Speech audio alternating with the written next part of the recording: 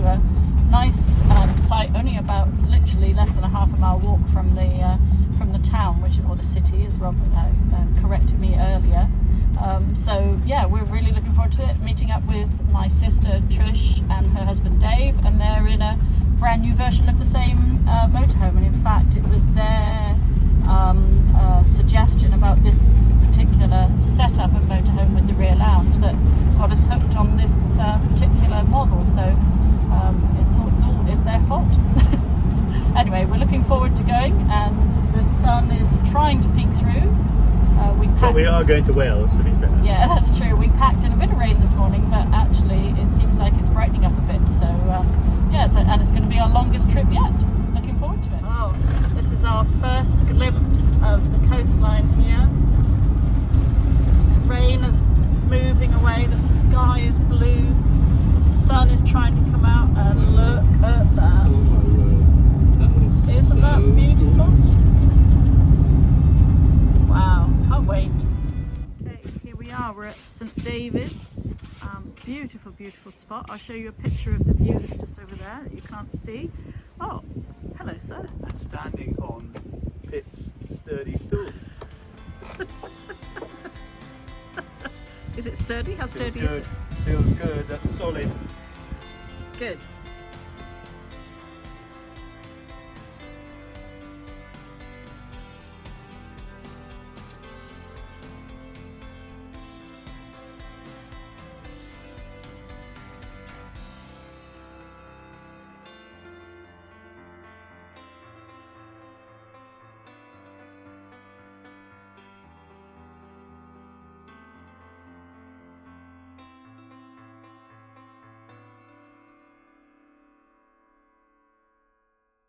St David's is full of lots of lovely places to eat. That night we chose the Bishop's, and we were glad we did. The food was amazing.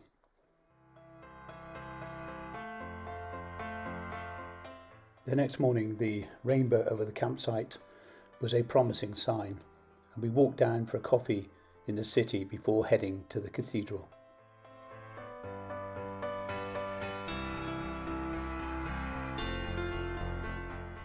St David's Cathedral, as it stands today, was begun by the Norman bishop Peter de Leer in 1181.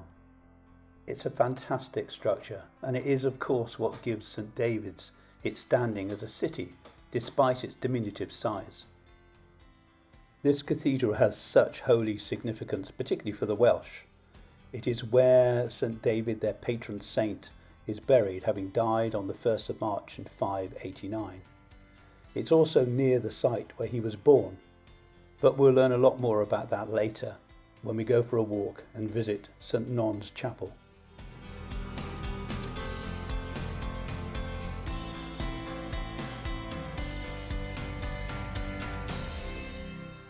In 1453, Edmund Tudor was given the wardship of the then 9-year-old Margaret Beaufort.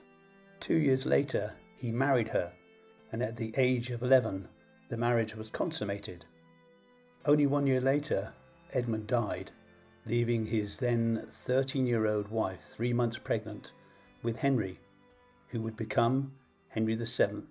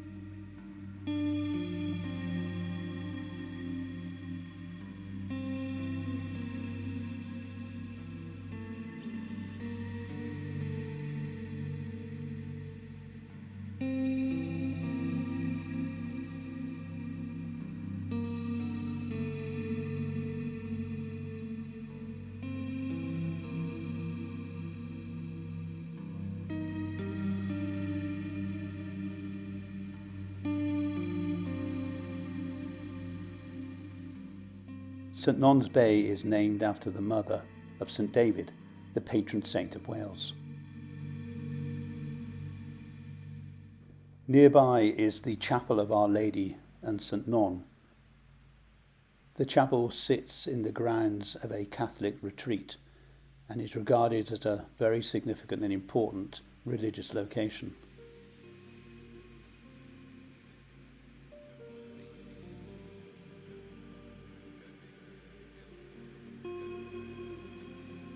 The retreat was originally a house built by Carmarthen solicitor C.H. Morgan. He added the chapel 5 years later as a tribute to his wife, who had converted to Catholicism. The stones outside the chapel confirm that it was built in 1934.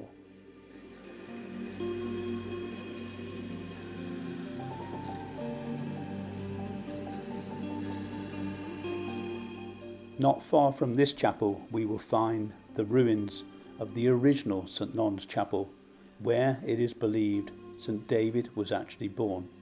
Nearby is a natural spring which it's claimed had sprung up during the very thunderstorm when David was born in about 500 AD. The waters reputedly cure infirmities, so Pip gave them a try. Only time will tell. Pip and I felt an affinity with St Non. It is believed that she visited Cornwall and a church was built in her honour, the Altar of Non, or Altar Nun, the village in which we used to live.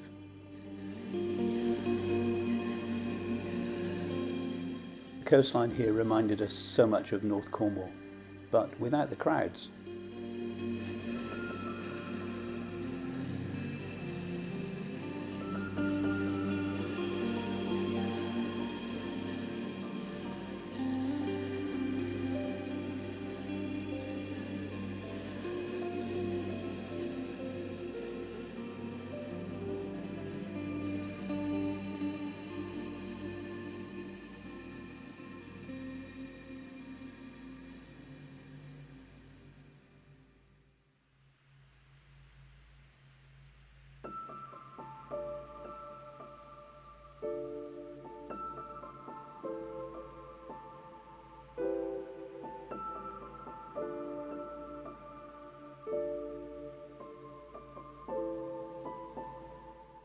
Porth Clais, apologies to any Welsh speakers out there if that's not pronounced correctly, was a harbour built in the 12th century to serve the city of St David's.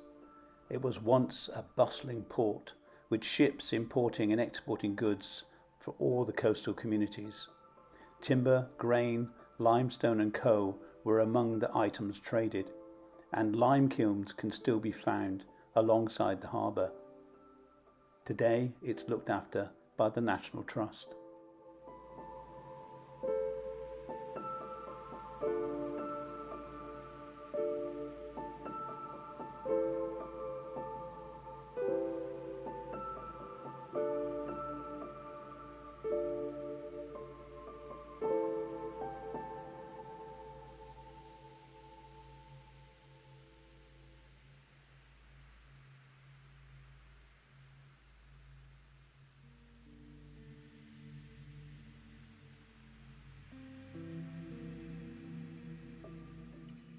A walk back to St David's is via a country lane with some stunning views.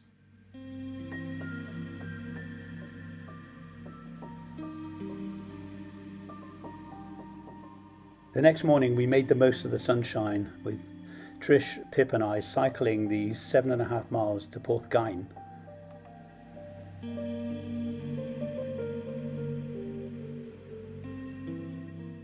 In Welsh, Porthgain means beautiful or fair port, and when we arrived we could see exactly what they meant.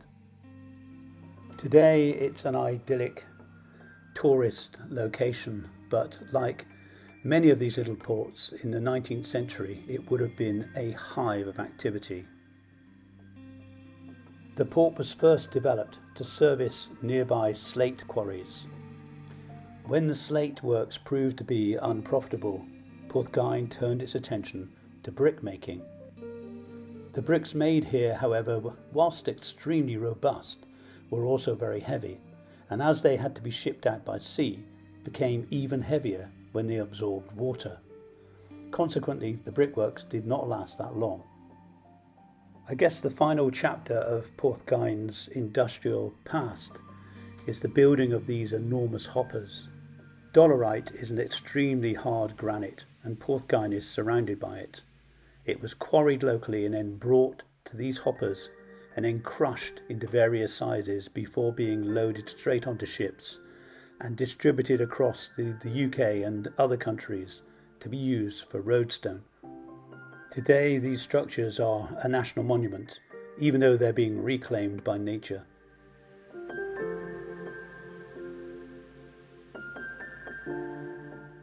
While we were there, a baby seal was trying to sleep in one corner of the harbour.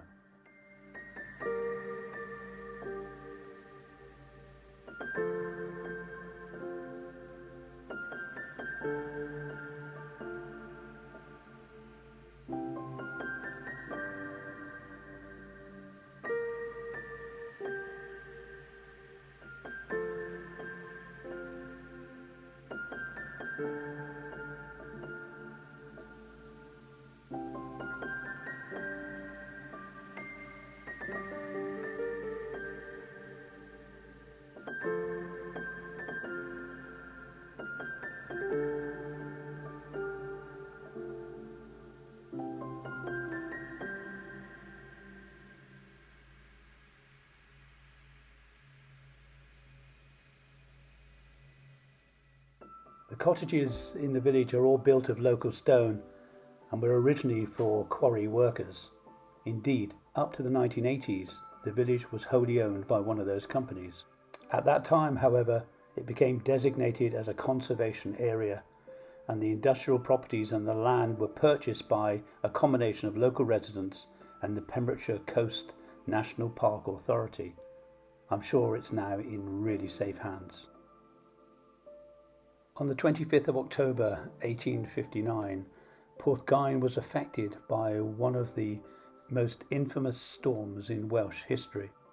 Just off the coast here, a ship called the Carolina was wrecked, and part of the brick and slate works were destroyed by the raging torrents. Luckily, one building that did survive is the Sloop Inn. It dates back to 1743 and has been the haunt of many of the workers and fishermen and now tourists for all those years. As you can see, it's full of character, and no doubt on a Friday night full of characters. On our cycle back, we detoured down to a wonderful beach called Whitesands Bay.